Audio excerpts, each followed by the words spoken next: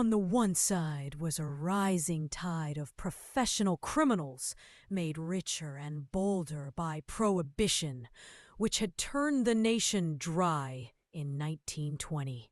In one big city alone, Chicago, an estimated 1,300 gangs had spread like a deadly virus by the mid-1920s. There was no easy cure. With wallets bursting from bootlegging profits, gangs outfitted themselves with Tommy guns and operated with impunity by paying off politicians and police alike. Rival gangs led by the powerful Al Scarface Capone and the hot-headed George Bugs Moran turned the city streets into a virtual war zone with their gangland clashes. By 1926, more than 12,000 murders were taking place every year across America. On the other side was law enforcement, which was outgunned literally and ill-prepared at this point in history to take on the surging national crime wave. Dealing with the bootlegging, drug trafficking become increasingly common crimes. More often than not, local police forces were hobbled by the lack of modern tools and training, and their jurisdictions stopped abruptly at their borders. In the young Bureau of Investigation, things were not much better. In the early 20s, the agency was no model of efficiency. It had a growing reputation for politicized investigations. In 1923, in the midst of the Teapot Dome scandal that rocked the Harding administration, the nation learned that Department of Justice officials had sent Bureau agents to spy on members of Congress who had opposed its policies. Not long after, the news of these secret activities broke.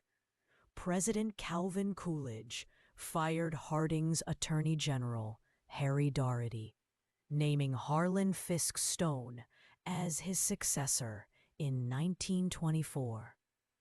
A good house cleaning was in order for the Bureau, and it came at the hands of a young lawyer by the name of quickly risen through its ranks. In 1921, he was named assistant director of the Bureau.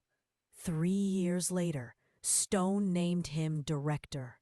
Hoover would go on to serve for nearly another half-century. At the outset, the 29-year-old Hoover was determined to reform the Bureau quickly and thoroughly to make it a model of professionalism.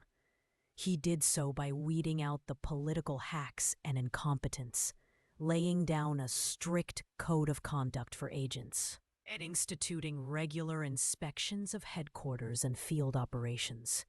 He insisted on rigorous hiring criteria, including background checks, interviews, and physical tests for all special agent applicants. And in January 1928, he launched the first formal training for incoming agents, a 2-month course of instruction and practical exercises in Washington, D.C. Under Hoover's direction, new agents were also required to be 25 to 35 years old, preferably with experience in law or accounting. Orders, or IOs, early wanted posters that included fingerprints and all manner of details about criminal suspects on the run. The Bureau was fast becoming a national hub for crime records.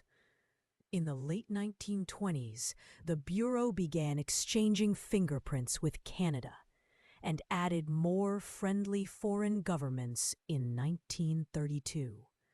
The following year, it created a corresponding civil fingerprint file for non-criminal cases.